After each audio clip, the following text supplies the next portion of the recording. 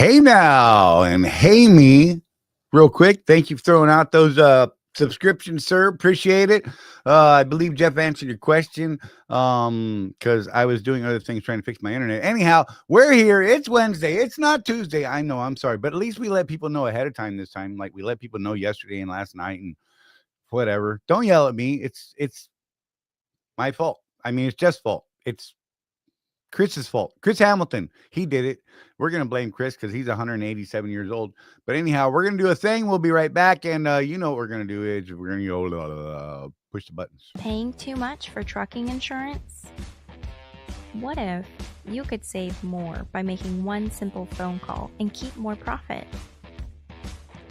You could very well do just that with one simple call to Seabright Agency, 800-366-6466.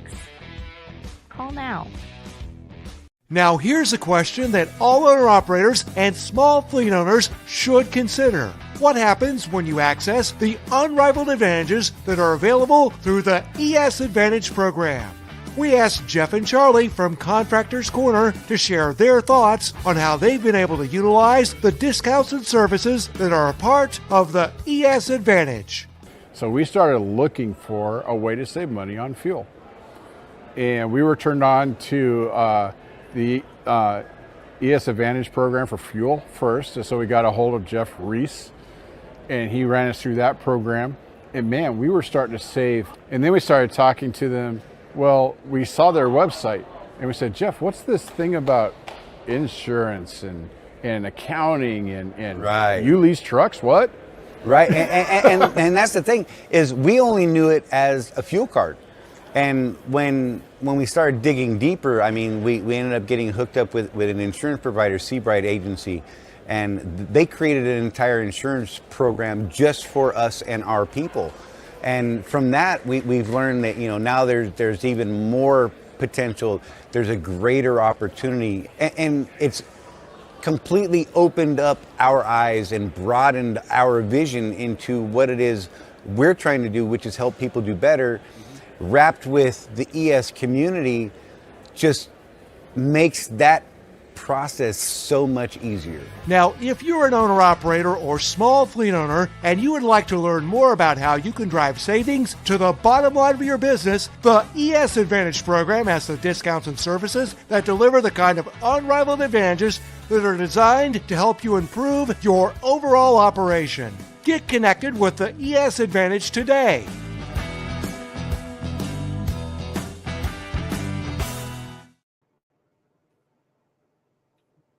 What's up? I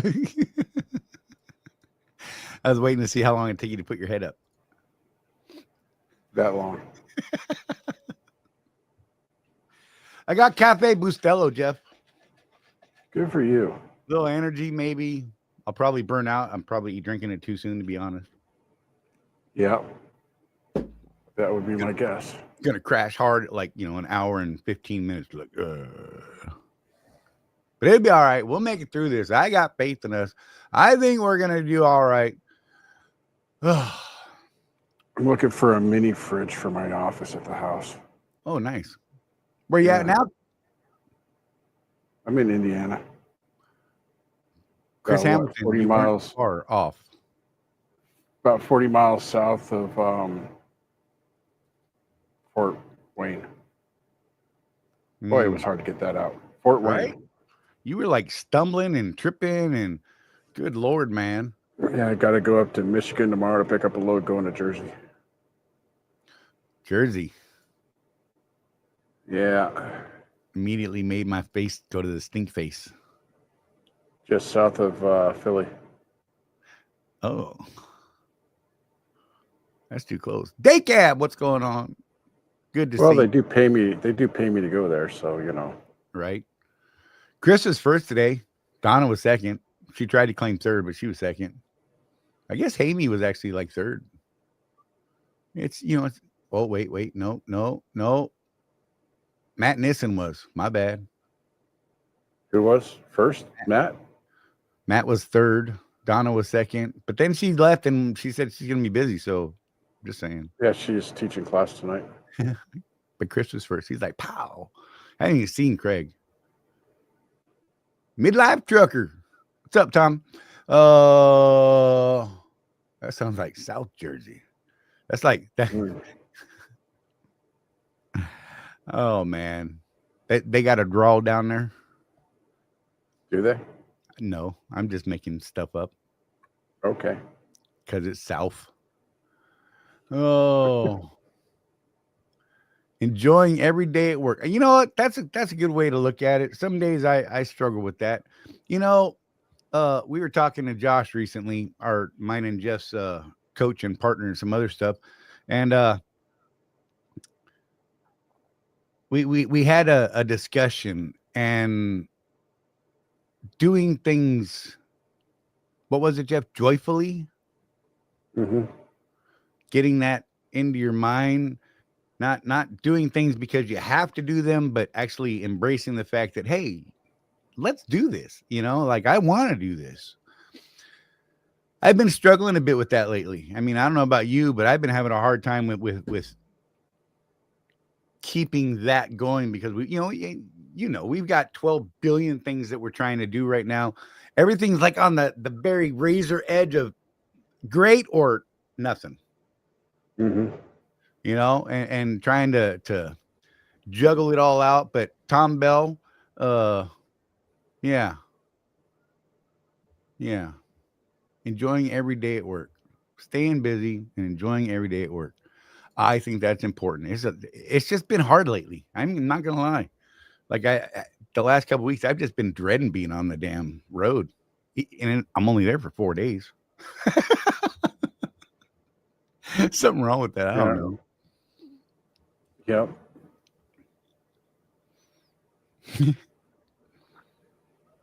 It's like Trucker Tim got a refund of some of that money that he's been disputing. Oh, good. Got 1,200 of it back at least.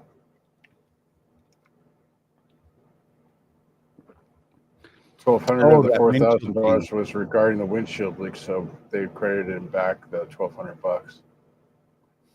I don't know why it wasn't all of it, but I don't know.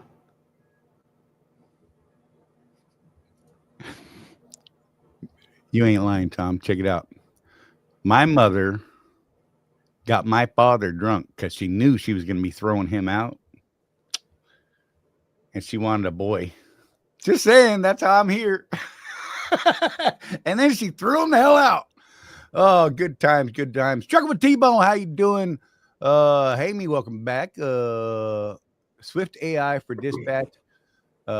Contradiction in terms of. Chris is trying to use too big a word today. I'm just saying, whatever, man. You know what? You need a whatever. South Jersey is better than I think after dark. Yes, Tom. I know exactly what happened to Chris's comment. AI blocked him. It probably don't be disparaging the AI, man. Make friends with it while you can.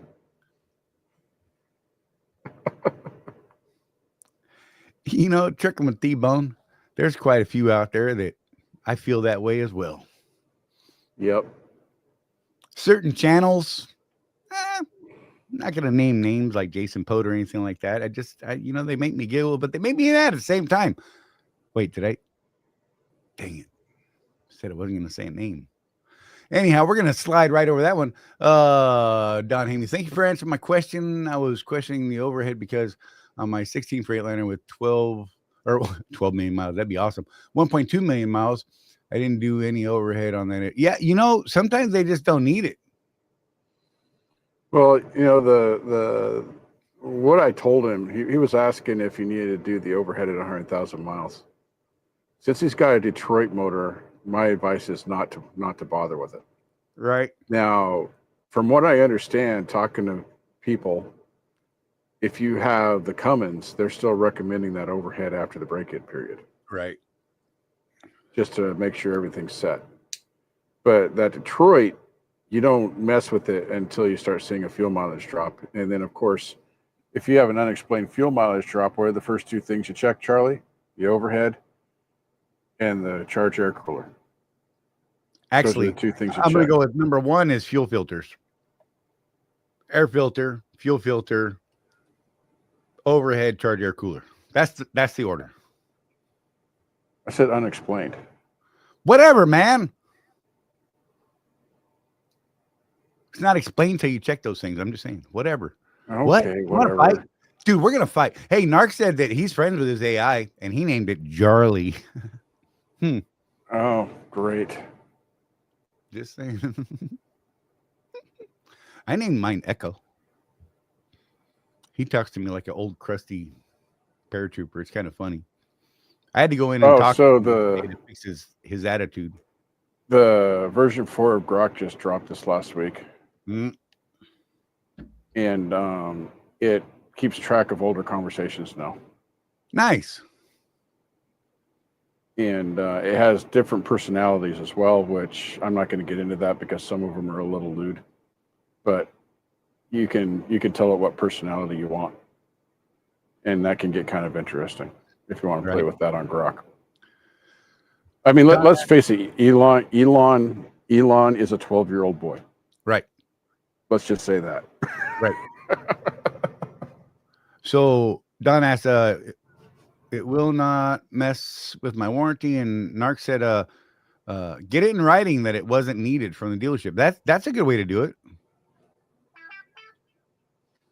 Yeah, but Narc, how do you know that it was needed unless they open it up and do their little thing?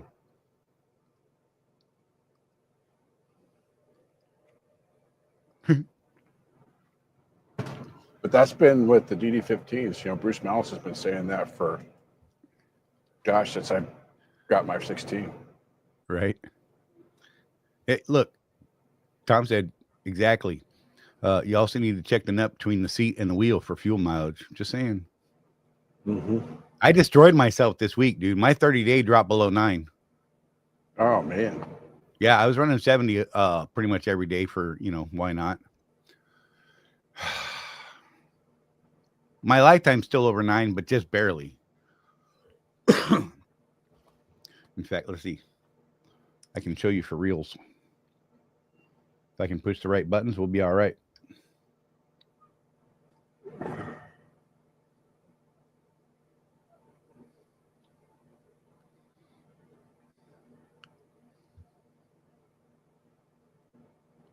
See if I can get to focus. Barely see 8.98.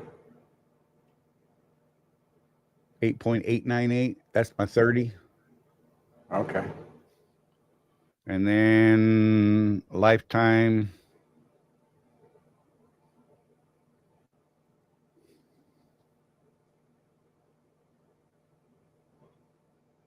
Right at 9.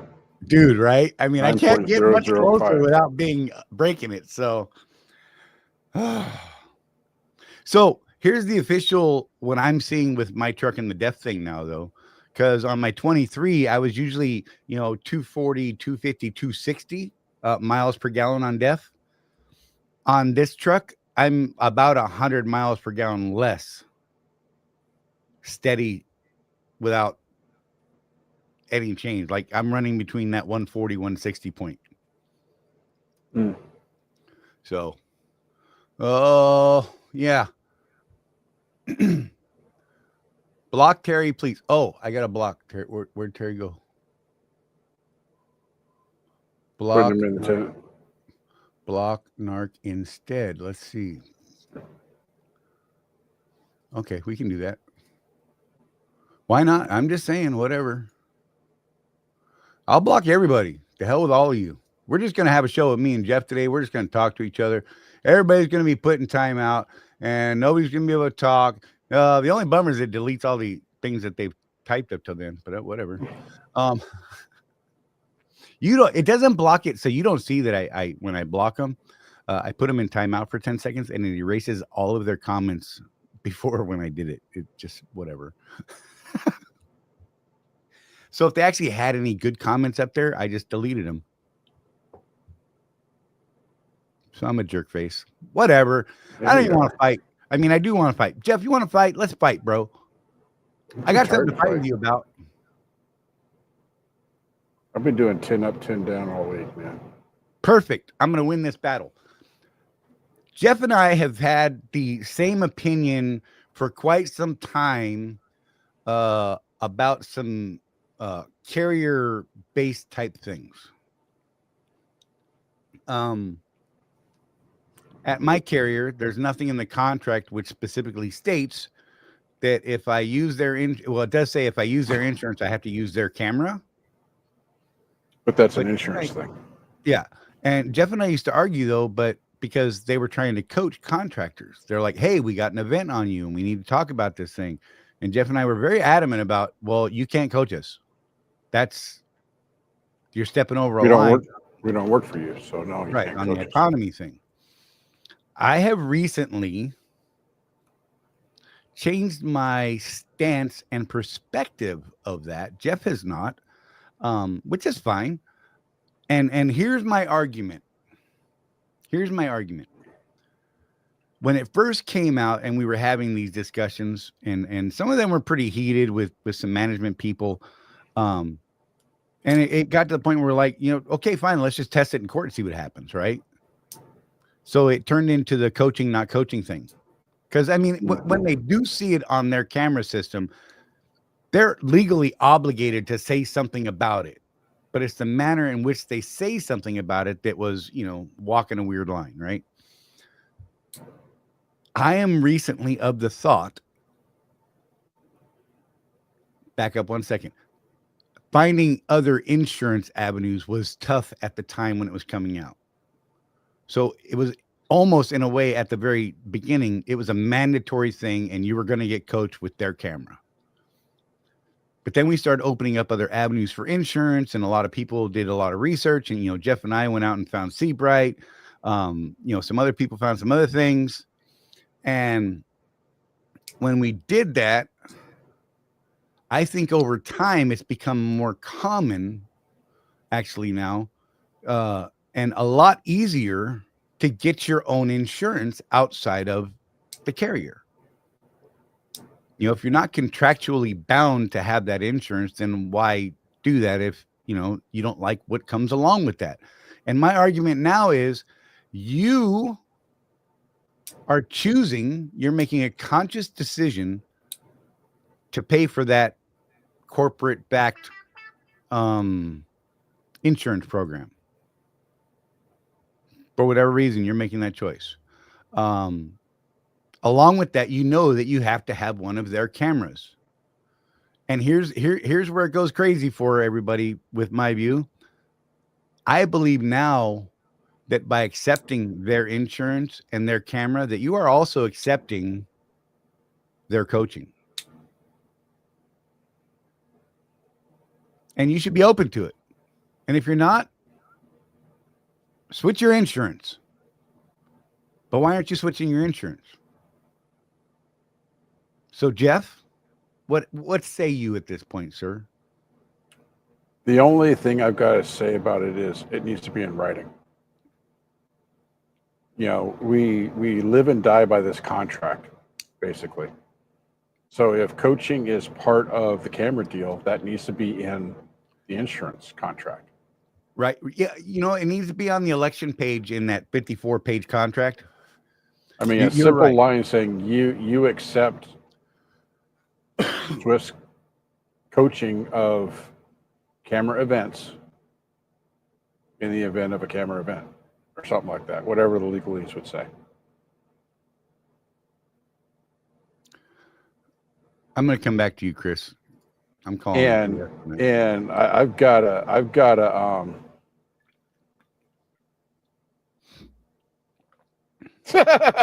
okay. Yeah. I've got some advice for Tillman and you guys that don't listen to the show. Make it a benefit. Right. When we were looking for dash cams for ourselves, I really liked the Netrodyne system because for your subscription, it included an AI coaching program. Right. That would coach you on how to be a better driver. I'm all about being a better driver. My first real experience with this sort of thing was when I got the 16 and it had the lane departure warning on it. And Charley, it drove you nuts when you first had it, didn't it? Yes. But did it make you a better driver? It did, because I've always been a right line, fog line rider. Right. So as a mentor at the time, for me, you know what it did, Charlie? It ended that argument. Hey, get off the fog line. Hey, get off the fog line. Hey, get off the fog line. I'm not on the freaking fog line. Well, the computer says you are, so get off the freaking fog line. Right. You know, so I do not shy away from coaching. I just don't want my carrier to do it. Thanks, Terry. Appreciate you. You're awesome. You know, if something can make me a better, safer driver, I'm all for it. I just am not excited about the company doing it. And the reason I'm not excited about the company doing it is what we've seen just this week. We know of at least one person that lost their contract this week due to an accident. Right. Where was the camera that could have saved him? He had a Swift camera in there, didn't pick up jack. And according to his side of the story, it was not his fault. Right. Well, you know what? There's I can no take you a record little of bit it. further on that, Jeff. I didn't tell you the rest of that. The other vehicle's insurance has already reached out to Seabright and said, "Oh yeah, we're definitely paying that. Go ahead and send that through because yeah, our driver was bad." Oh, so I'm going back to my original thought on that then, Charlie. Yeah. Just saying. Yeah. You know, so if you're, how do I say this without getting myself in trouble, Charlie? Just say it, bro. Damn the trouble. If you're driving these modern trucks the way they're supposed to be driven, like if you talk to a Freightliner engineer that designed the safety features of the new Freightliners, if you're driving it the way they were designed to be driven, you're going to lose your job. Right. We know this. Yeah. Because what you're supposed to do is remain on cruise control most of the time. Yep. And let the do its thing. Now, some of you older guys are going to say, oh, technology. Right. But it's how it was designed. Okay. If you were to drive these trucks, which I'm pretty confident none of us trust the system enough to actually do this, but let's just say that you were. Oh, you do? Okay. Well, you're the one guy. If you had a Swift camera, Charlie, you would have lost your contract by now. If you had the Swift camera, Charlie, you would have lost your contract by now. Oh, easily. Now, if Netrodyne comes back and says, hey, bro, you're following a little too close for a little too long, you might want to reconsider that type of coaching, okay. I don't want to lose my contract because of that, though. Right. And that's the real issue here. So if you're going to opt for the Swift insurance, the Mojave insurance, which if you're a mentor at Swift, you have no choice. You got to have that. And I'm going to say this, Charlie, if you're a mentor, I think you should have the Zonar, you should have the camera, all the stuff that's in a company truck. Right. Is what you should be teaching your students how to drive. It just makes sense. Okay. If you're not a mentor, you have a choice. So I'm going to disagree. I believe you have a choice as a mentor. You know what? You made a choice to be a mentor. Yeah, I get it. These are conscious decisions that these people are making for their business. But it's a different choice, though. A little bit.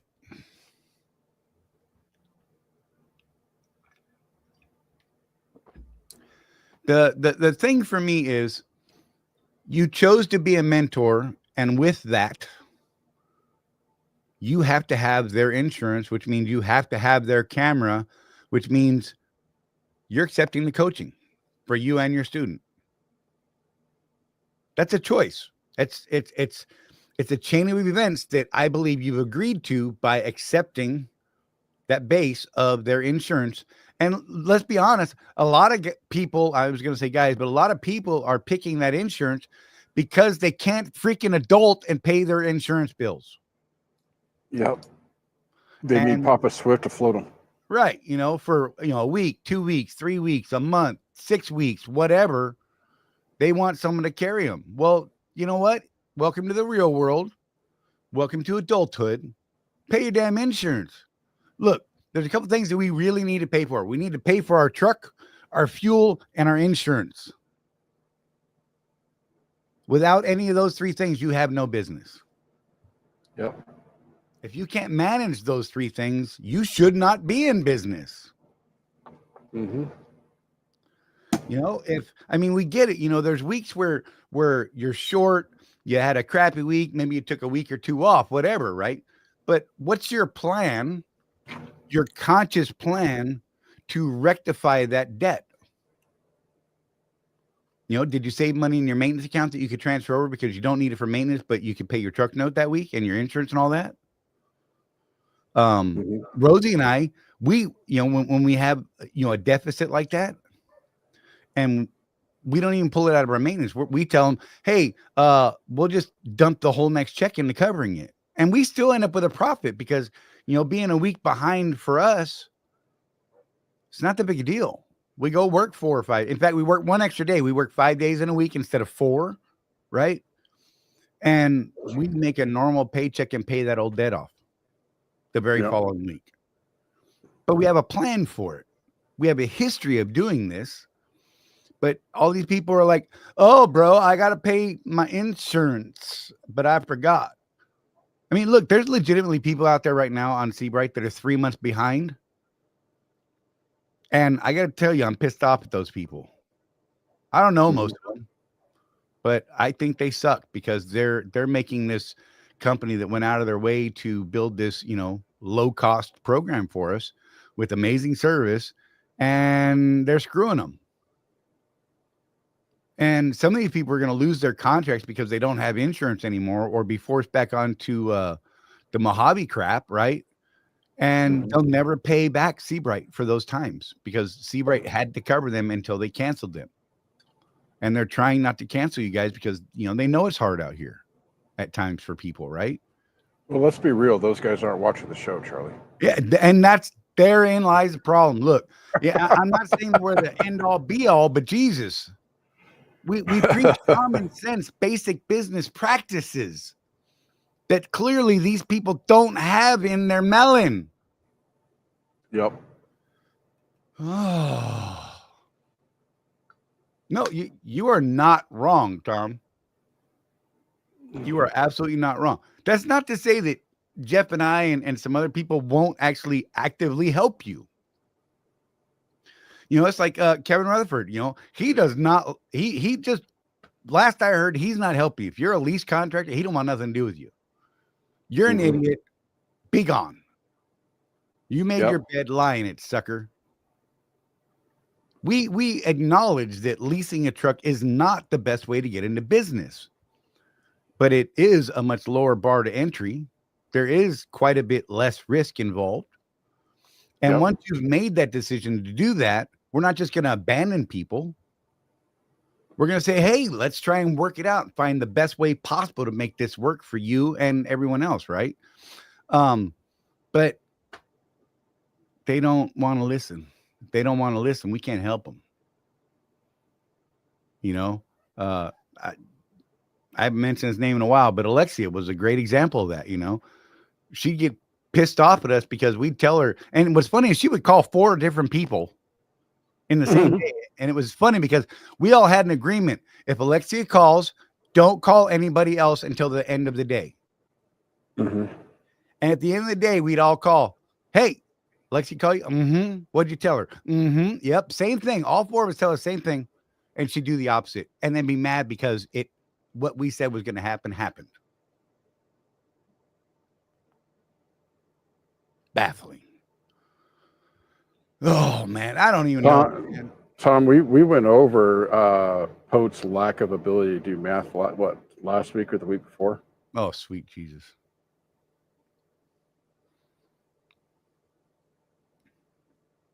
I don't know if anybody turned him on to that show where we went over the contract over there, but yeah, this is funny.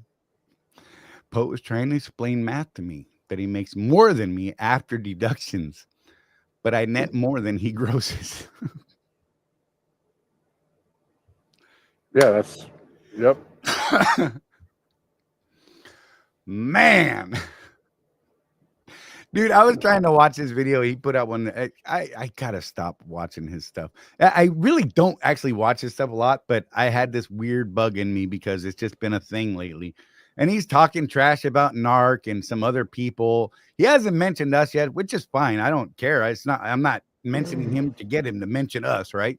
I just disagree with almost everything he does in the way that he does it.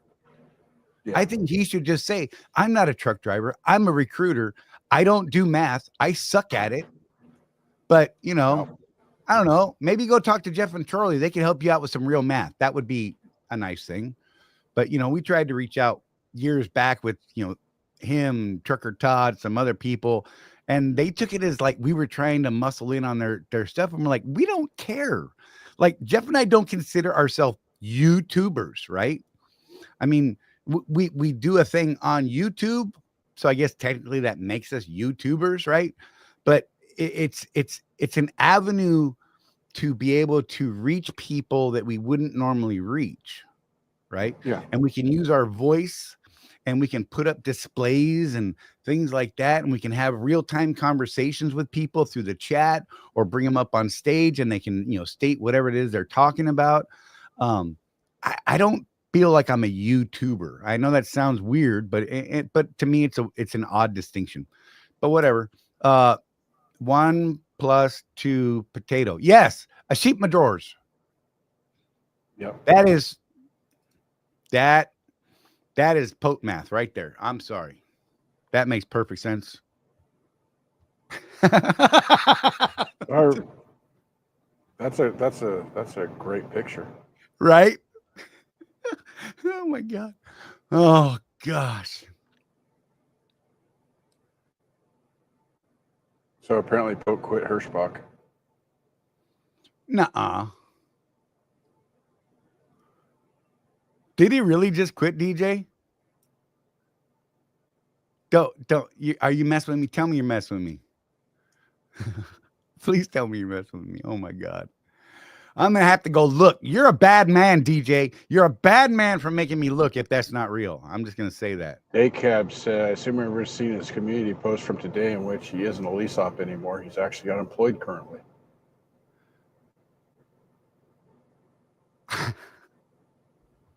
Okay. Sometimes I wish I was unemployed, Charlie. Right?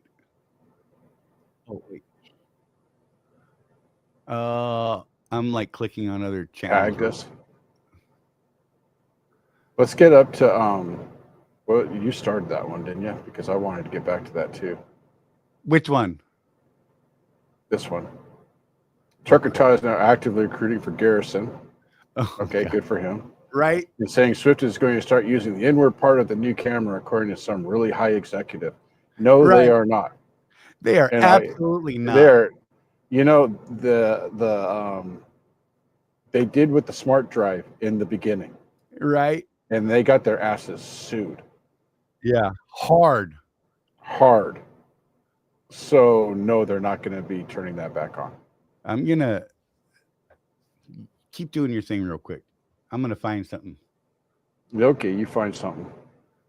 There's something. Yeah, my only thing with coaching, not coaching that they do over at Big Daddy Swift is I think they need to have it in writing somewhere that you're agreeing to that. Make it very clear. Look, we're going to coach you. You have this camera. We're going to coach you. No, I think it should be in that election page, right? Where you say, yes, I want insurance by Mojave, or no, I don't. I'll get insurance elsewhere. I think it should say in there that by accepting Mojave insurance, and I think it should be in bold, bright letters that says, by accepting Mojave insurance, you accept that you will have a Swift controlled or whatever company controlled camera. And you, by having that, you agree to coaching by the AI system and whomever the carrier deems appropriate to provide coaching. Something along those lines. Yeah. I have no problem with that at this point. I'm just because we all have the option. Since they came out with the camera mandate, I have not had Mojave insurance, and I've saved hundreds of dollars per month because of it. And I don't have a camera that's built to get me in trouble. I know that's not the purpose of it, but it's just the way that it seems at times. It's a perception. It feels like it's out to get you. And, I think that's kind of a problem at times. So let me pull this one over here. Let me do a searchy search. So they're talking about community posts. Is that on Facebook or is that on YouTube? That's on YouTube. Okay. And it's on his channel. Like it's the messages like where I sent the fact that we weren't doing the show this week on Tuesday. We'll be pushing it to Monday, that kind of thing. I need to learn that stuff. Great. Feel old, man. Right. I gotta find And the kids think that you're old just for using Facebook. So okay. That's just funny by itself. Nobody uses Facebook anymore, Dad. Okay. Yeah. Where are those guys? It was a good video, the one that I'm trying to find. And where did it go? Huh.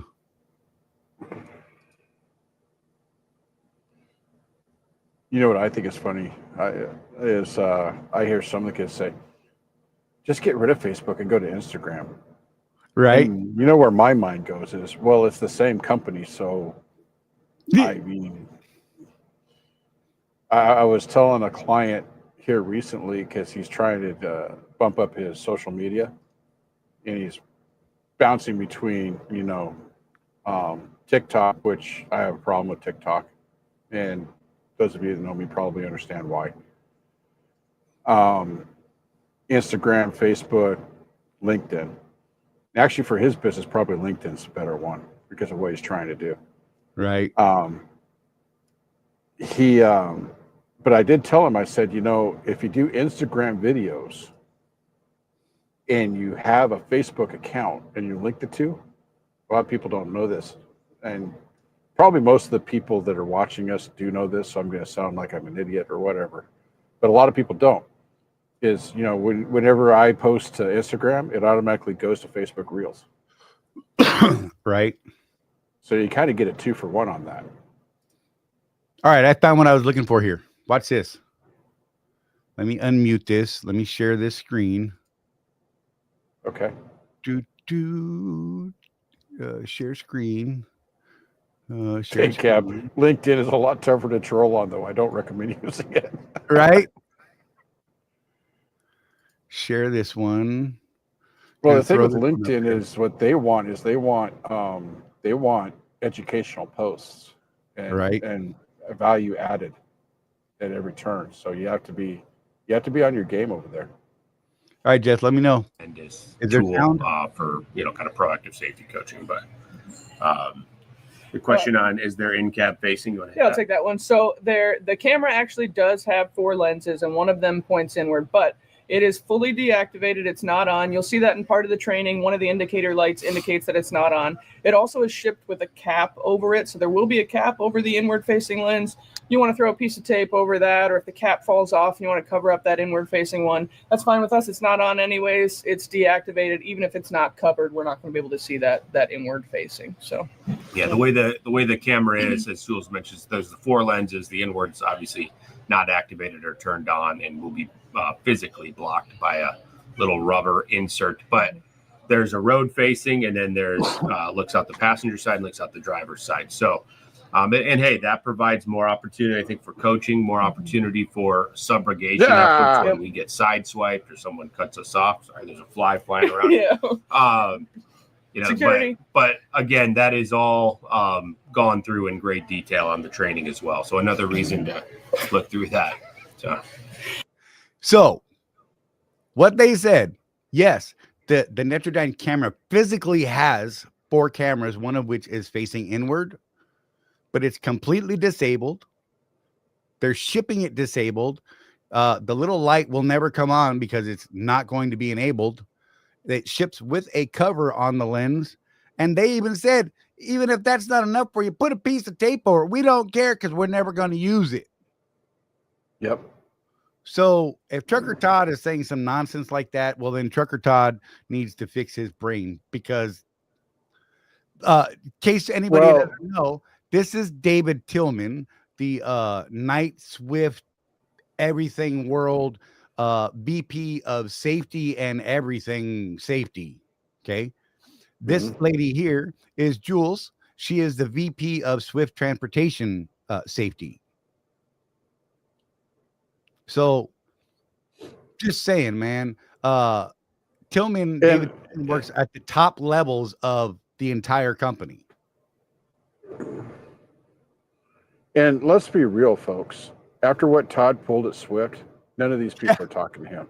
Right? If they even remember him at this point, let's be real.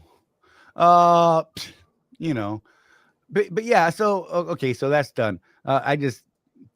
Yeah, Chris, just so you know, you should feel free to let him know about that. Yeah. That's what I was gonna do. I wanted to go see this community post because I'm an idiot. Yeah, day cab. So again, they're not going to risk another lawsuit like they had before. And without going too much into it, there were privacy issues that came up. Right. And they got sued. And that's when they stopped using inward-facing cameras. That's what happened. We were there. Yeah. You were like, oh my God. Well, you know, again, Charlie and I were just talking about something earlier, and I'm one of those people that I operate under the assumption that most people are good people. And then something every day happens to prove me wrong. And yet I wake up the next day thinking, most people are good people. Right. Damn it, they got me again.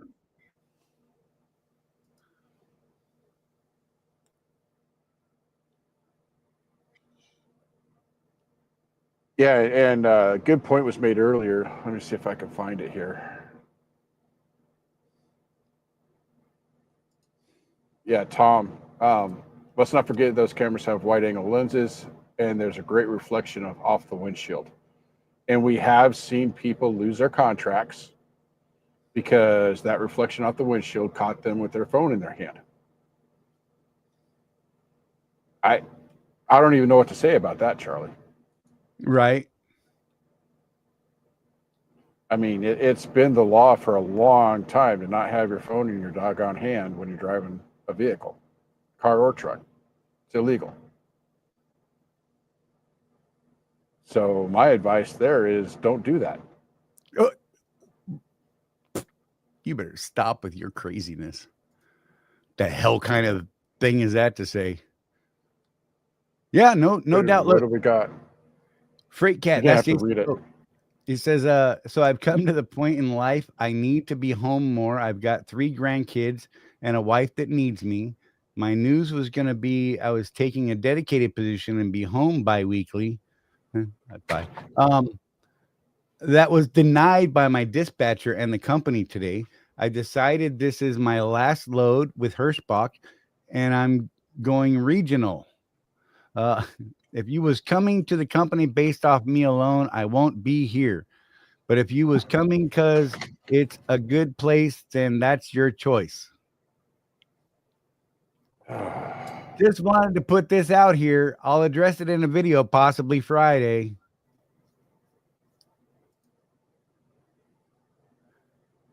Okay. Good Lord. You can't make this up, man. I mean, the way dedicated should work at most companies, I mean, look, it doesn't work this way at my carrier. You can literally come right out of truck driving school and get a dedicated gig. Yeah. But the way I believe it should work is if you're going to a dedicated gig, you should have some time in the company. I think you should earn those dedicated gigs, right? I don't know. Yeah. It's crazy. It used to be that way here at my carrier. You know, you had to have, you know, a year or two of solid driving. Some accounts for 3, 4, and 5 years of solid driving. Mhm. You know, and now, Well, whatever. it used to be that way at Swift. The only way to walk right into a dedicated, right out of training used to be as if your mentor was like on the dedicated account, and you got trained that way. Right. Mind you, Have this you is ever left Hirschbach, just saying. actually met Pope Charley? Not face to face. We've talked on the phone. Yeah, I had lunch with him once. Okay. That was an interesting experience. Yeah. It was right after that whole debacle with him and Todd and all those guys. Oh yeah. And he was just so bitter. It was hard to have a conversation with him. Right. No, it's weird, dude. Because I mean, gosh, I don't want He was to. like, I don't want to publicize his stuff any more than we already have. I mean, you know, to our tens and tens of viewers, right? But good God. 12. We have 12 today. Oh, yeah, you know. Hey, the day's not over. You shut up. But you know, just go watch some of his videos. I mean, it's comical. If you've got half a brain, you're gonna go, what the hell is wrong with this guy? Math is math. What are you doing? Yeah. Right.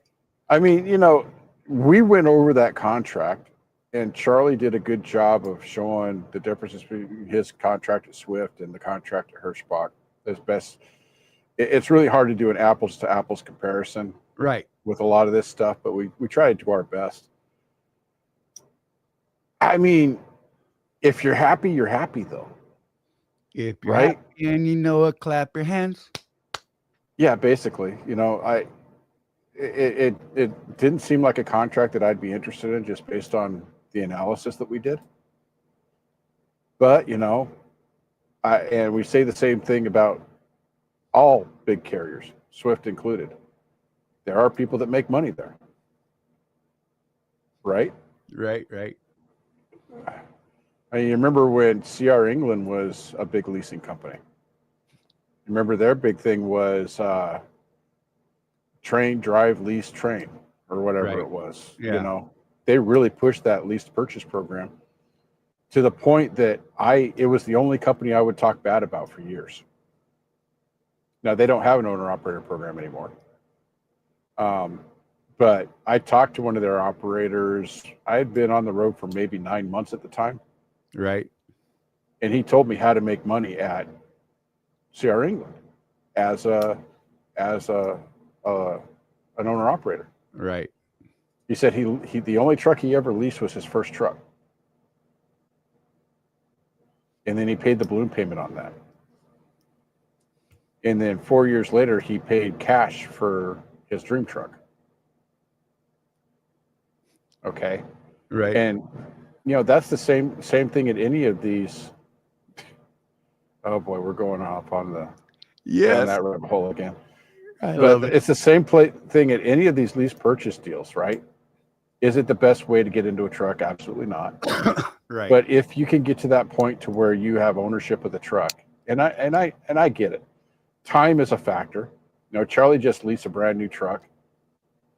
But Charley, your time horizon is not a decade from now. Right.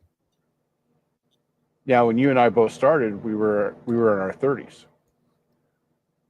You know, and I should have paid off that first truck, and I didn't. Second truck was a lemon. I paid off the third truck.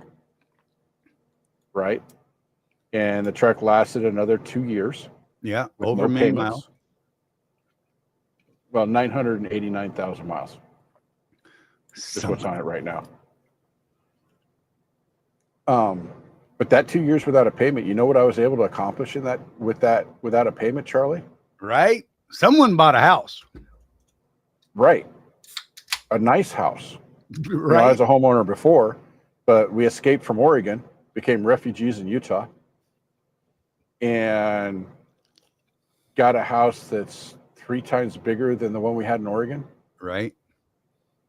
because in a nice place. Yeah, in a nice area.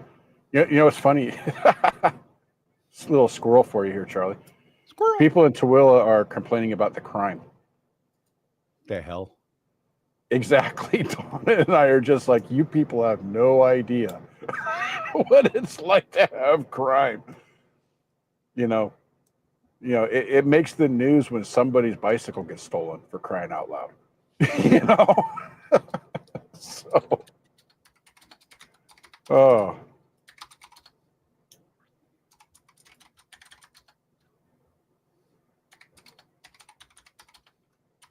Well, I watch Trick or Tot and people like that. They show me what not to do and I laugh. So I threw a link up there. That was me and Narc on his show talking about it.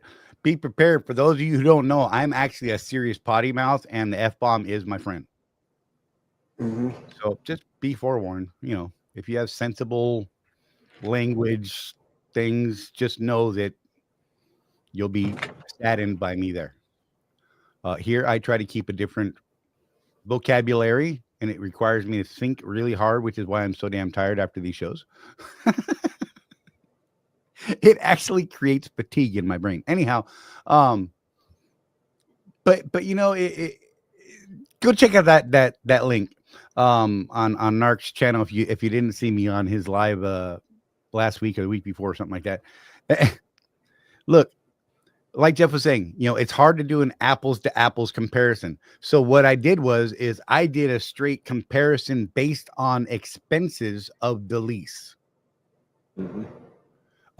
Based it off of a contract I had and some things that Jason had said, and said, over a 37-month period, this is how much more it would have cost me at Hirschbach, right? Right. There are certain times in their mileage bands where he would have done better than what I could do over here. But those things really have to line up perfect to do that. So what I did was I compared expenses, and it was, even the 99-cent fuel showed that, it was a $50,000 plus more fuel there on 99-cent fuel. Mm-hmm. That's a lot. That's a quarter of a house, a third of a house. I don't know, depending on where you live.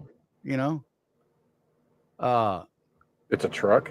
Yeah, overall the expense difference was somewhere in like $200,000 of difference, or $130,000. I can't, honestly, I don't remember off the top of my head. Go check that out if you haven't seen me over there on that, because I look, I just kind of put it out there. I wasn't there to be a jerk, but I may have been a little bit of a jerk. I just wanted to talk about numbers because all this post stuff was out about, Hirschbach this and Hirschbach that. And I'm like, what the hell is happening? Dude quit there not too long ago because, it was bad, whatever. Mm-hmm. And he'll say, oh, I never said it was bad. Well, then why'd you quit? Oh, because they didn't guarantee you $1,600 in pay, because I don't know of people that live on a, minimum guarantee from a carrier as a lease contractor and owner operator, none of that. Yeah. If you're living on the guarantee, something's wrong. Yep. Just saying. But whatever, the fuel surcharge I get almost covers my weekly fuel. So T-Bone, you know what? In my comparison, for that 37 months with my other truck, over 37 months, my fuel cost was zero, not just zero after fuel surcharge, but I made $1,300 in that 37 months to pump fuel into my tanks. Yep. Right? That's huge. That was $171,000 worth of fuel over 37 months. And I was paid $172,000 in change in fuel surcharge. Yeah. That's huge. But people like that guy, Rain Man, anti-Rain Man. What? Stop it, Jeff. Crayons. What? Purple. Just saying, math don't math. In some people's Well, world. even my fuel expense per mile is right at 49 cents. My fuel surcharge this week is 40 cents. So I'm paying 9 cents out of pocket for fuel. Right. Let me check mine on my handy dandy Road Warrior Entrepreneur fuel mileage and maintenance tracking app. Cost per mile this week is for diesel was 0.373 and my surcharge is 0.401 something. I can tell you for sure right here. So I'm not telling stories. Because I like to give facts, real numbers, not speculations when I can avoid it. And if I ever do speculate, I state that exactly that way. That this is what I believe it is. I think it's like this, right? Fuel surcharge this week is 0.402 cents. So per loaded dispatch mile. So overall, I haven't done the calculus between the two as far as what my real miles were this week, my actual miles driven, because, I do a lot of out of route personally because I choose to go different routes. But I'm willing to bet that I'm not that far off, to be honest. At the very least, I think I'll probably break even or maybe pay a penny for fuel. And that's accounting for all miles driven, right? Which is the important number, to be real. What I showed on that thing that I did with NARC was I had an 85%.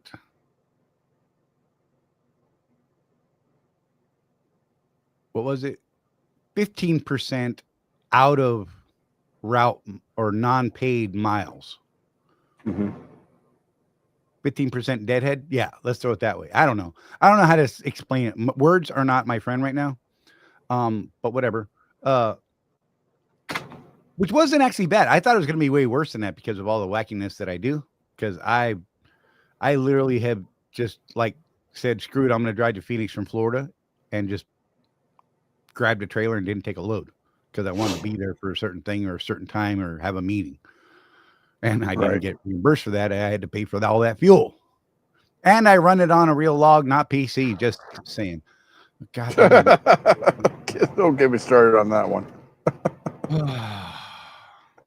Hey, if you're a Swift contractor and you're not logging your fueling on duty, stop it. If you think it's okay to, drive 800 miles on PC and just ignore all the hours of service stuff, I mean, yeah, technically in a way you could probably get away with it, but it's also you are subject to that DOT officer's interpretation and feeling about what you're doing. And guess what? Right. You're going to lose a lot of times. I know what's going on. But if you're logging or if you're logging off duty or anything but on duty while you're fueling, stop it because you're dumb. I don't care. There's no reason. Just stop. I just don't understand. But. Yeah. But my butt. Exactly. Just stop. God. If you're, PC and home and then picking up a load and whatever, look, I'm just saying, quit being shady. Just stop. Because when it comes back and it bites you in the butt, and you come back and say, oh my God, my carrier terminated me because I did this thing that, everybody told me I shouldn't be doing.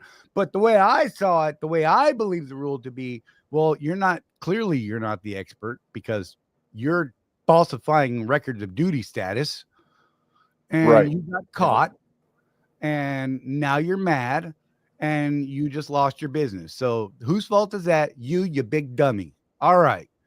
Ida, good to see you. Hey, you know what? It's break time. We'll be right back. Give me 2 minutes and we'll be right back, guys. Because we can't help it. We got to do our thing. Actually, it's not even a minute. It's not even 2 minutes. 50 seconds and you'll see these beautiful faces again. You're either running your business like an owner or like an employee. And if you're stuck in that employee mindset, you're leaving money on the table. Company drivers wait for direction. Business owners create opportunities. Company drivers chase miles and just drive. Business owners chase profits and know their numbers. Want to run a real business? Start tracking your numbers. Know your cost per mile and start saying no to bad loads. Drop "I run a business" in the comments if you're done thinking like an employee. If you want to take this mindset shift further, join the Road Warrior Entrepreneurs community at www.rwedrive.com, where we have profit boosting strategies, coaching calls, and real road warriors winning together.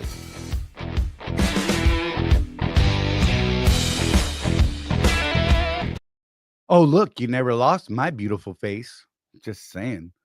Oh, whatever. Anyone want to fight? Who wants to fight today? You know what? Not Tom Bell, because Tom Bell's been kind of, hey, you've been actually awesome today, and I appreciate that. All you guys that are contributing, I really dig it. Seriously, even when we kind of get off the rails and the squirrels attack me and they send me in 19 directions, I appreciate you guys popping up and saying, "Hey, stupid, I'm just watching you because you're dumb." And I'm like, okay, thank you. I don't think that's really bad. My outer route is 4.8% or so. Yeah, look, that's great, bro. I wish I used to be like that, but man, I have certain routes to go certain places that I just prefer, and I know that they are more miles, but they're better fuel mileage. And when I run the math, most of them pencil out to be better going the extra miles, even with factoring in the extra maintenance and things like that. But whatever. Right? PC never existed when I started driving. Just saying. Oh God, Undertaker sent me a photo. I haven't seen it yet. Sorry. Did you text it or did you PM? I think PM. Turkey Tim, I always log at least 10 minutes at a customer while they're unloading or loading me. I then go off duty. If I don't, I'll run out of hours on the 70, which in my opinion is the worst part of the hours of service. So I am in a different situation, of course, because I run a team operation for the 4 days that we do work, right?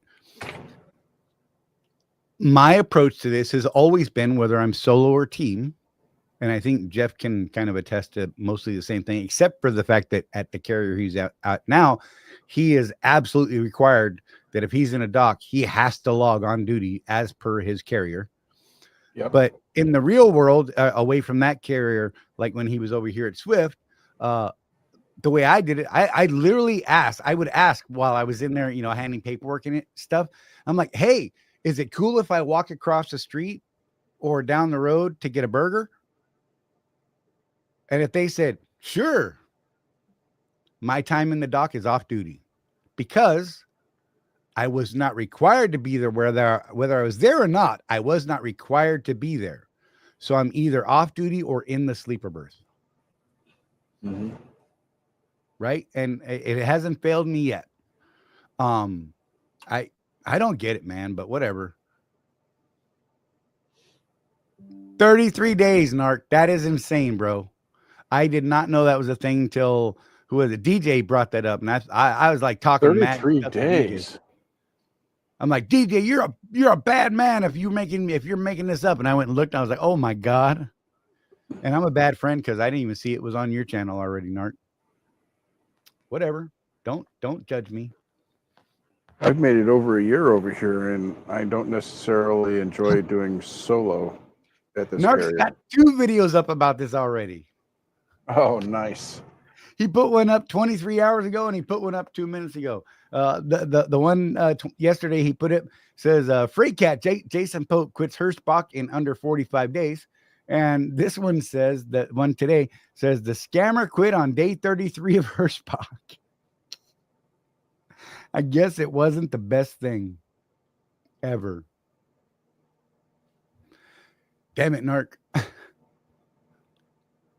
Oh, this is something that I used to argue with Dana about.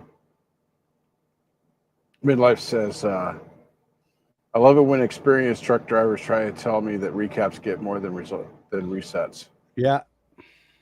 Here's the way I always looked at it. is that 70 hours is 70 hours no matter how you spend it. Right? Yep. You still only have 70 hours that you can work in a cycle. So, me personally, I just always preferred to have my day off. Yes. I've always been that way. And I don't care if I'm at a Petro, Love's, I'm whatever.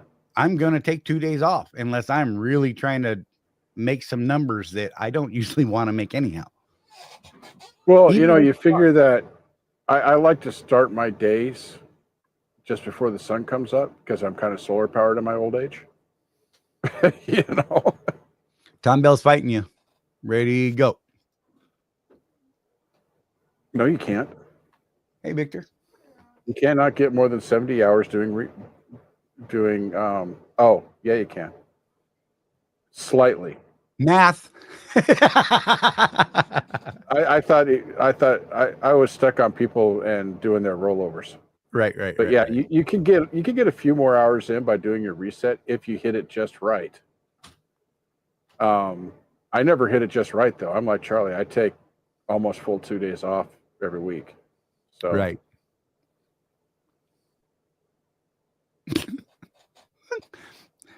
He's fighting you, bro. He wants to fight. Okay. Here, let's make you the focus. I'm gonna hide behind the sign. Right? That was great. Wait. Go. There we go. Can't see him. Oh my God. But yeah, Yeah, you're right. You can get a little more hours doing a reset than you can doing recaps. Right. It's just, I honestly just never tried to. Yeah. I just didn't want to work that hard. Mm-hmm. Like for real, ever. The only time that I played that close of a game was when I'd had that student with previous experience.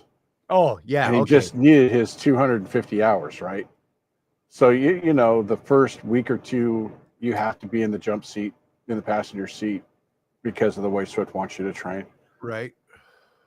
But like I had one dude, he works for the Walmart fleet now. He's a white shirt. But he used to run a trucking academy in Denver, Colorado. Right. This guy was my student because he hadn't been behind the wheel in 20 years. Right. Okay. He actually quit trucking and went to teach high school about the time that I started trucking. But he used to teach people how to drive trucks. So he knew what he was doing. Basically, all he needed was to learn how to do all the messages and stuff, right? Right. Now, with a guy like that,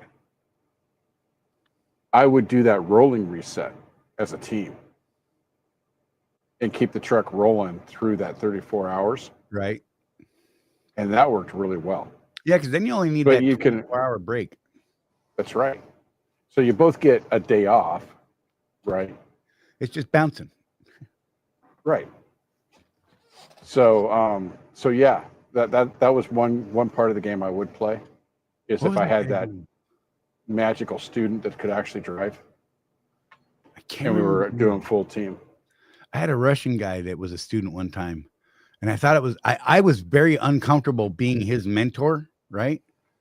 Mhm. Because literally the only thing that I did teach him, well, okay, I taught him two things. Oddly enough, I taught him how to chain the way that my mentor, that was the only thing my mentor actually taught me that was good, how to chain Mhm. without losing chains ever, right? And I taught him how to use the old Qualcomm. Other than that, dude, this guy, worked all over Europe. He's a Russian dude, like thick, crazy accent, awesome dude. I had so much fun with that guy because he was a Russian dude. You know what I'm saying? Like the military Russian guys, Jeff, they, Mhm. hey, American, you're like, wow, bro, that was a good punch. Anyhow. Yeah, I had one of those too. His name's Yeah. Mulaney. Guess what he Yeah. does now? I'll give you 3 guesses what he does now. He pulls cars. Yes, he does. Auto haul. Yeah, this guy worked all over Europe in trucking for decades. was working in Australia pulling, double, triple land trains. And I'm like, bro, drive down the road. Let's go. Yep. And me and him made money, and I split that revenue with him because why not? We slayed it with that guy on the truck. And that was actually before we had to take 50 hours, no matter the student, because he was considered an experienced driver and only had that 50 to 100 hour program. Mm-hmm. Right. And he's like, no, let me stay 2 weeks. Okay. And we ran 2 hard weeks, bro. I mean, we ran 2 hard weeks, and I don't even know how many times we got back and forth cross country and around and up and down and across, and we just never stopped, dude. We killed it on that. But yeah, it's a trip, man. Yeah, Tom, that's another thing too. I hear this all the time too. Missing experienced drivers tell me that you can only drive 11 hours in a day. You can get almost 14 hours a day on drive. That's correct. Right now I'm doing 10 up, 10 down. This break right now is a little longer, which allows me to be on the show. Yeah. I don't have to start up again until 4 a.m, so we're good. But yeah, I've been doing while loaded 10 up, 10 down to get the loads there on time. So yeah, that's more than 11 hours in a day. I like it, Tom. I'm just saying, math is our friend out here. Whether you're a contractor or company driver, it doesn't matter. Math is math. Well, the thing is, they made us do those scenarios during the classroom session when I went to the Swift Academy. What's the maximum amount of drive hours you can drive, given that Swift expects a 15-minute pre-trip right before every shift? And if you start your clock at midnight, that's 13 and a half hours. Right. That was before the 30-minute break rule. Yeah, it's I don't know. I saw some articles popping up recently, and I haven't just had the focus to look at them. But apparently, and maybe you guys know, I don't know, tell me. Apparently, they're looking at hours of service again, and looking to put flexibility in with the new director, FMCSA DOT dude. Yeah, I read an article about that last week.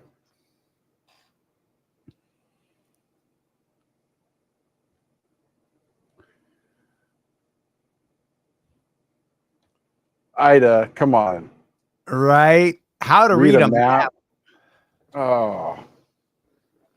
Good God. One of my last students, because I always taught my students how to read the maps, how to read the road atlas, Right. And this young guy, well, why do I need to know how to do that? Well, what happens if your phone doesn't work? Oh, that'll never happen. Right. God. What? This was in 2015? Back then, if you remember, Charlie, the network was not near as strong as it is now, for one thing. There's a lot of dead spots, especially if you're running up north on the 90 and 94. But that was his thing. Well, I don't see why I have to do this. My phone works just fine. You got a GPS. Right. Because we all know how I work all the time. Tell them about when we had that big solar storm and none of the GPSs worked for like 24 hours. Right. Still had to do your job. That happens from time to time. Electronic logs. I don't know how to do those. And then Qualcomm died. Yep. Like they just got wiped out for I can't even remember how long. God, that was hilarious. Oh, Tom's an iPhone guy. Oh, I thought I liked it. Yeah, Tom. so yeah, if the Android, the GPS and all that die, you're right. We probably have bigger problems.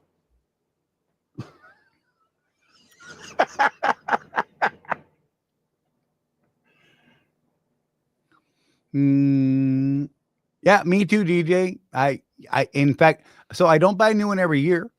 I used to buy one every other year before we had all this GPS crap because I didn't trust any of it. Even when I had I had that old Microsoft Streets and Trips software on a laptop that I put on a stand that was attached to the seat with the little GPS thing that you suctioned up on the windshield so it would catch a signal. Yep. I still was, even then, because I didn't trust it. Let's be real. But I still buy a new Atlas every few years, maybe 3 or 4 now, just so that I have one for general reference. And I actually use it on a semi-regular basis when I go OTR, because sometimes I'm looking for other roads that I think are easier to open up on my big, large print Atlas with the plastic pages. Yep, the super duper deluxe old guy one. That's the one I buy from Ram McNally. And I like that I can trace the route that I'd like to follow on it, and I can circle certain things and make notes on the page, and then just wipe it clean afterwards when I'm done. It's beautiful. So yeah, I don't know, man. But I like the old school way too. I mean, I still like paper logs, but I don't like that sometimes in that world you get pushed to cheat, and I don't want to. That's why I left FFE. I didn't like the pressure to run multiple logs. I'm not good at keeping those stories straight. And you know what? If I get asked, I'm like, yeah, this is my 3rd log for today, because I can't not answer things. I'm a weird compulsion, head injury, TBI, just saying. I don't know. And talking about old rules, I used to love the 5 and 5. Because in a team operation, that was gold, man. You're up 5 driving, you're down 5. In that 5 hour, you could take a nap, you could, watch some TV, make some phone calls, whatever it is you want to do. Then you're up for another 5 driving, and then you're down for the next 5. And especially back then, I honestly didn't sleep more than 5 hours at a time, anyhow, ever, in any given 24-hour period. It was just leftover military stuff, I mean, you learn to live on that stuff. Yeah, you just don't require that much sleep. Maybe it's not great for us, but your body's like, nah, I don't need it, bro. And so you wouldn't sleep. So telling me I had to lay down 10 hours straight was never great for me. That's one of the things that I read that they're considering bringing back is the 5 and 5. That would be fantastic. I think that's a great way. That's funny. If you work at Super Ego, you can just ask for a cup of coffee and your logs will magically reset. Yeah, I've heard that a lot.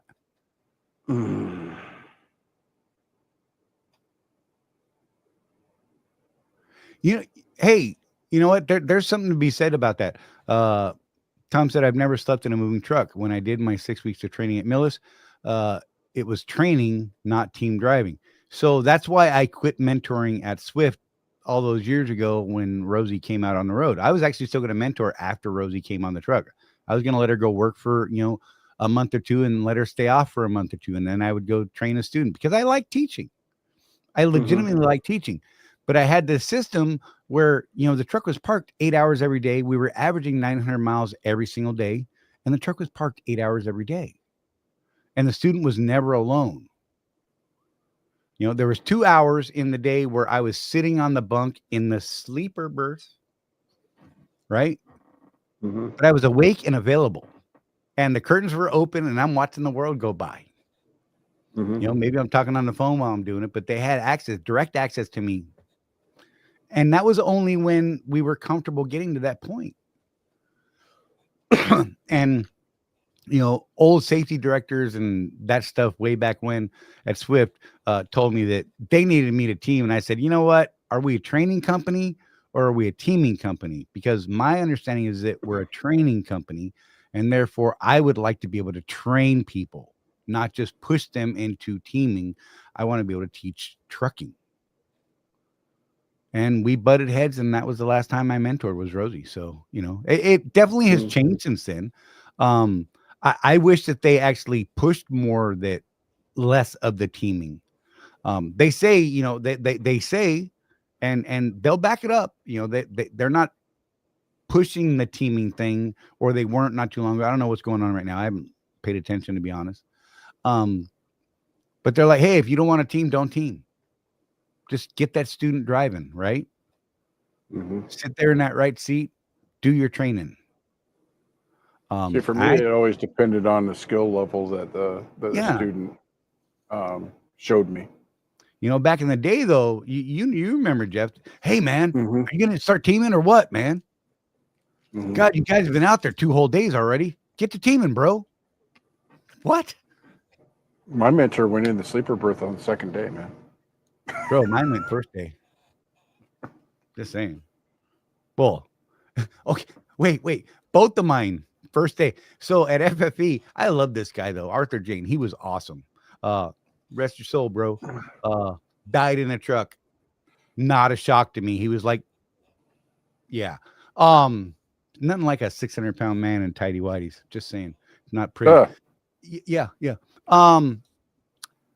The night he picked me up, I took a bus from Dallas up to the Chicago area. And they told me, we're going to send you up there. We got a trainer that's going to be coming through there the day after you get there. So we're going to put you up in a hotel overnight. And then, sometime the next afternoon, he's going to get there. I got there, checked in the hotel, laid down, slept for an hour. They're banging on my door. And I'm like, what the hell? And it was the student or the trainee that was getting off of my trainer's truck because my trainer had just drove like 30 hours straight because he was throwing this guy off because he was a terrible driver and very scary. And he said, we got to swap. You got to get in the truck. I'm taking the room. I'm like, bye. I go out there to the truck. This guy looks beat. I mean, just beat. He was tired and he was an old school trucker. Right. And he's like, hey, look, can you drive? I'm like, yes. He's like, here's where you're going. You're going to come to these toll booths. Here's a pile of quarters. Throw this many in the damn thing every time you come to one and don't hit the stupid walls. When you get to the end of the toll road, that's when it's time to wake me up. You're going to be on it for your whole shift. Okay. Good night. And that dude was knocked out. And you know what? Guess what didn't happen? I didn't hit any walls. I paid all the tolls. And I woke him up at the end of the road like he told me to. We had a really nice conversation then. He's like, man, I'm really sorry for doing that to you, but I was just beat and I had to get that guy off my truck. And I also didn't want to not make this load on time. Okay. Look, man, I'm here to learn and work and do this, right? And he taught me all the proper ways and he taught me the other ways, right? Yeah. Slightly different time, not completely old school rules, but I was taught how to work multiple logbooks. Should I need to facilitate such a thing on my own, right? You never really had to worry about it as a team, so it just wasn't even a problem. But it was all those things, and you're just like, whatever, man. He sat with me very attentively when we were going up big hills for the first time and things like that, right? When he gets comfortable, he's like, okay, man. He's like, if you need anything, you yell. I will roll out of here in my tidy whities, and he did, much to my dismay at times.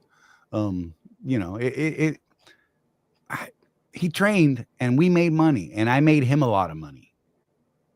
To the point he had been a trainer at FFE for a decade or more at that point, and he was actually willing to give up training to have me come team with him full-time permanently. That was a pretty big boost to my ego at the time. I'm not going to lie. Because that dude lived off the training money. This guy never went home. Like he got the state of Louisiana to put a little turnout in front of his property off of I-10 because his property came right up to the edge of I-10. He got them to put a turnout out there. He stopped there, got to put a gate in to his property through the backyard there. He would spend an hour there with his wife, and they'd transfer food and laundry and whatever, and off down the road he'd go, man. That's all the time he ever spent at home. It was nuts. I did not want to live that life. Yeah, that's a little much. Yeah. Oh, dude. And he did that for decades. I think by the time that I realized that he was gone, I think he was probably at like 40 years or something like that in trucking. Just wow, man. not healthy man, but what a nice guy. I mean, he truly was a really Just nice. working for that elusive retirement age. Yeah, I know he would tell you, I don't want to retire. I'll die if I retire. I'm gonna die in this truck. Sure enough, he did, from what I understand. Wasn't pretty, but 600-pound man dead in a truck. Oh gosh. I don't know, Jeff. I don't even know how we got out here in this land that we're in. I've been ignoring all the chat, and I apologize, folks. What's up, life? Pretty much complaints about mentors. Yeah, well, that's fair. Mike Henderson. I've heard of this from other people, and this would not have happened on my truck. First day, my mentor drove all day, not telling me I was driving nights. At 8 p.m., he put me in the seat and gave me a location 600 miles away, and went in the bunk. See, it was very rare for me to put a student in the driver's seat at night the first week. Right. Every once in a while, if Schuler took too long to get us released, because I like to have them drive out of the terminal and get their feet wet right away. Every once in a while, if they took him forever to get a guy released, we'd end up leaving pretty close to dusk. Right. And I would have them drive to like the space age out there, you know what I'm talking about? Yeah, Charley, yeah. On I-84. And I'd be like, all right, next thing we're going to do is Cabbage Hill, so I want you to sit there and watch me do it. You know? Because there's no way I was putting a guy up there on the first day. Right. You know? So my normal routine. This was before auto shifts, Charlie. So right. A lot of the really young guys won't even understand why. You know, going up a 6% grade, trying to double clutch that thing, fresh out of school. Yeah, no, they needed to watch me do it. See, I was the opposite. I was literally the opposite. I would get them. I would meet them in Troutdale, right? Because I only took students out of Troutdale. Mm-hmm. I'd spend like the day or 2 days in the orientation class, not knowing who was going to be, the student I was taking. I just knew I was getting a student out of there, right? And I would participate in orientation. I would, ask questions, and it drove some of them people nuts. And I would correct them, and they hated that even more. But then I'd get my student, we'd load everything up, we'd have a brief conversation, getting to know each other, that kind of thing, right?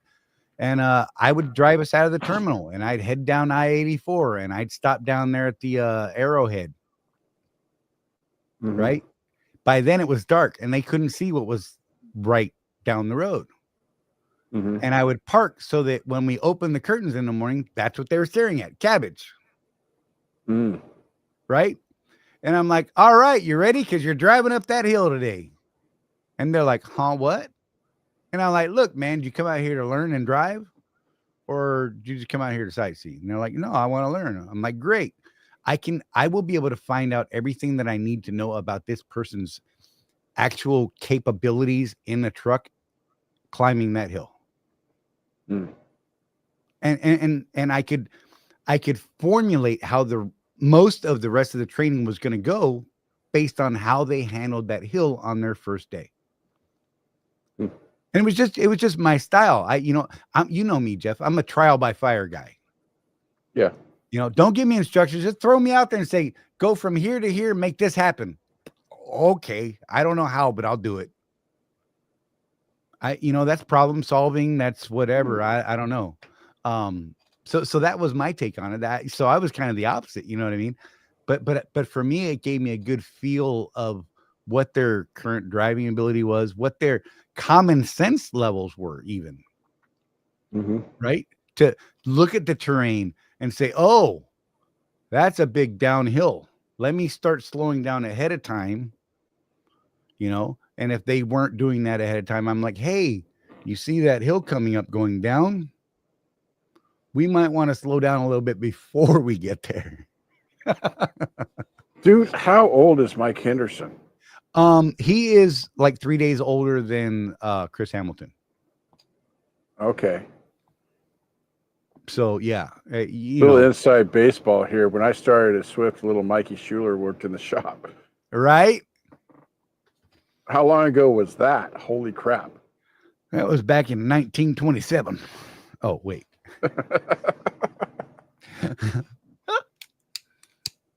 Little Mikey Schuler. Oh my God, that's great.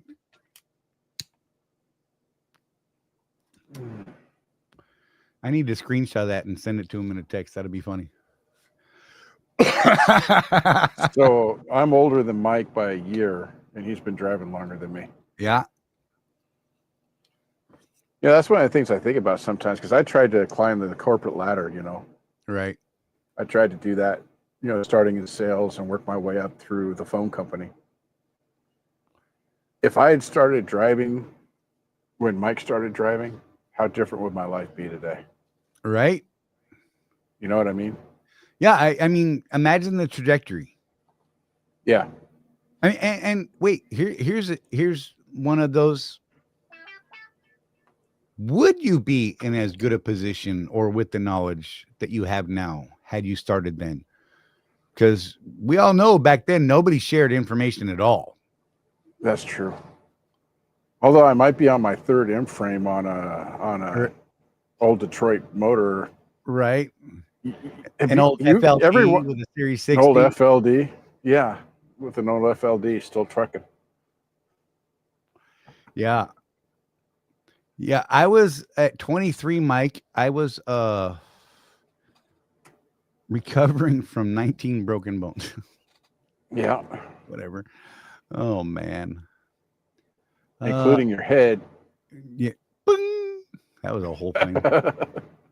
Ida, you ain't no lie. I absolutely love cabbage. On the right day at the top, it looks like you're driving on top of the clouds. What an experience. That when you're coming off that thing going into the valley down to Arrowhead, that view at the right time in the right time of year is amazing. Yeah. One of the things that's amazing to me is if you're there right before the sun goes down, you're driving above the sun. Right. That's an amazing feeling right there. Look at Tom. Picture this.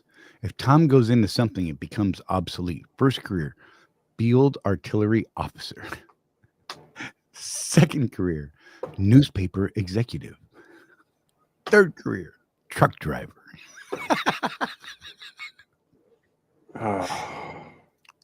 You ain't wrong. No. So Tom's to blame for industries disappearing.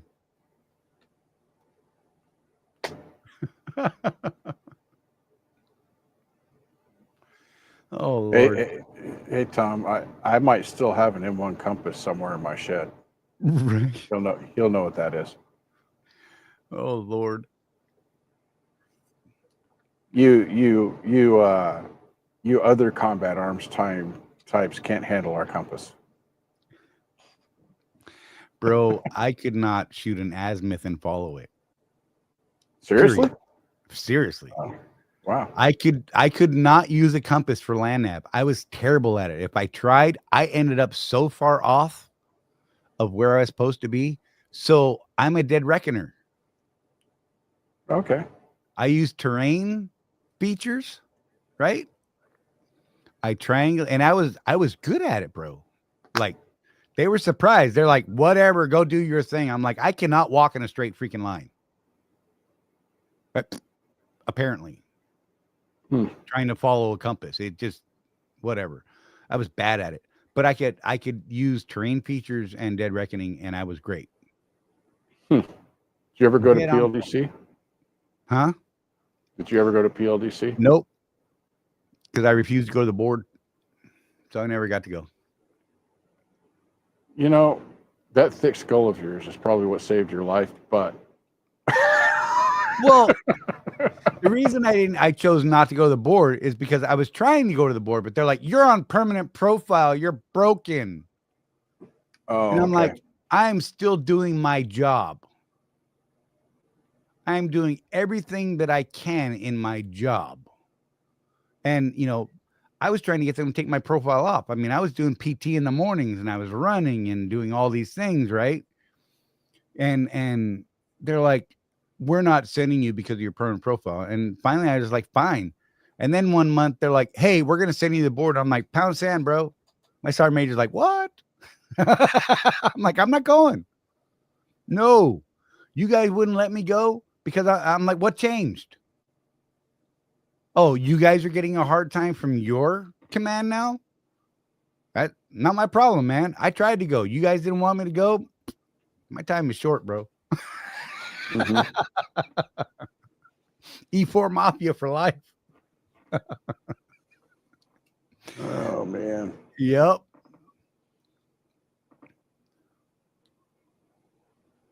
Yeah. Donner, the one up on Donner, that was a good place.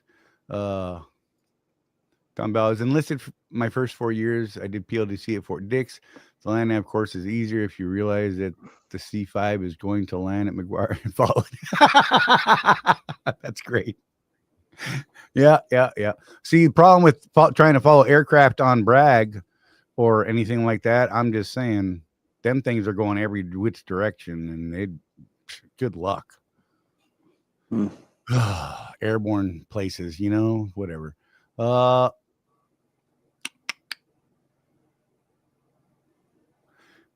What do you think, Jeff?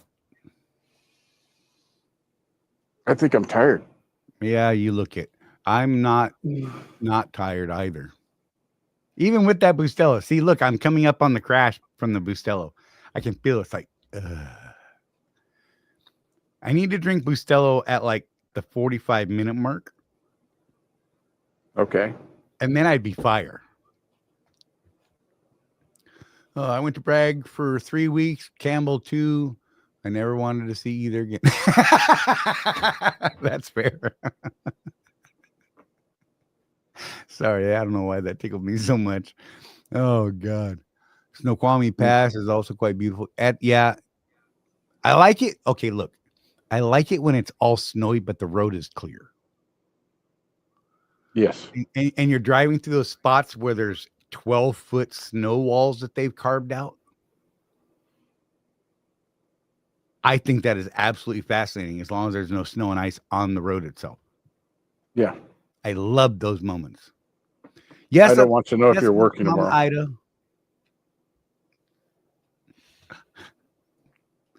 We are working.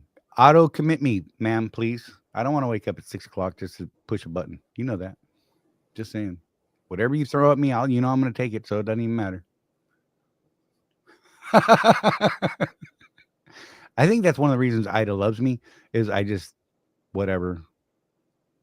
Even if I hate it later, I'll just call and cry about it, but I'll still do it. Pooh Bear. She called me Pooh Bear. She called everybody Pooh Bear. It's not like it, you would think that would make you feel special, but I'm like, It's like when I call waitresses darling. If I ever call Rosie darling, bro, you should see the look that I get.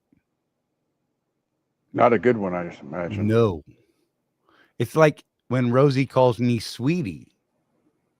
I'm like, who you talking to? I don't know no sweetie. I'm babe. I'm babe. She's bebe. Or my love. That's we use that one a lot. Charley would love a six-stop ATL. You shut your mouth. You know what? Chris Hamilton, watch this. Watch. I'm gonna ban him permanently. You're not gonna parade plan anybody. You shut your mouth. Don't tell him my secrets. I didn't even put him in timeout. I called my wife by her name and she told me to not use her government name. Nice. Oh my God. Government. All right, guys, we're going to wrap this thing. We're kind of off the rails at this point. Thank you for joining us. Sorry, it was a Wednesday show. It's just been working out that way for us recently. Caroline Street. No, Ida. That was my last day, and that was my last day of work. I don't need a Caroline right now. Okay. It was not pleasant. Do they have a store on MLK? You shut your mouth too. Okay. No, they don't. But I know where you're going. Because that Walmart. That was the sketchiest place I've ever been. do a Hirschbach dance on the way out. Yeah, I'll mess around and throw a hip out or something. No, thank you. I'll do a no. Anyhow, Pote, I don't even know what to say. 33 days, best company ever. Trucker Todd, just to recap, no inward facing cameras. Stop. Just stop. Don't care who you think or whatever. You're just, look, I proved that earlier. Played the video straight from David Tillman. And now I forgot her name. Why did I forget her name? You know what Jules. I'm talking about. Jules, yeah. The VP of Swift Safety, and Tillman being the Night Swift god of many things safety related and beyond. Love that dude. Super young. Freaks me out how young he is. But yeah, it's all garbage, you guys. Look, not to rain on anybody else's parade. Proof, math. Just saying. With that, Jeff, what do you got, brother? You know what I got. Keep that rubber side down. And remember, with no action, there is no traction. Get after it. I know what you got. I know what you got. All right, Barry White. I sat in a jacuzzi with you one night, and oh, for God's sake. Y'all be safe. Take care of each other. There's no one out here looking after us but us. Thank you guys once again. We love you. I love you. I keep saying we, and then I say I, because I don't want to speak for Jeff. I don't know if he loves you or not. I love you because I got mad love for a lot of people until I don't, and then you're dead to me. So whatever. You got it till you break it, and then it's over. Anyhow, you guys be safe, and we'll see you hopefully next Tuesday at 6 p.m. Eastern time, like we're supposed to, but could be a Wednesday. Just keep an eye out on the community tab. I'll try to let you know, on a Monday or Tuesday what's going on. We'll see you then. You guys be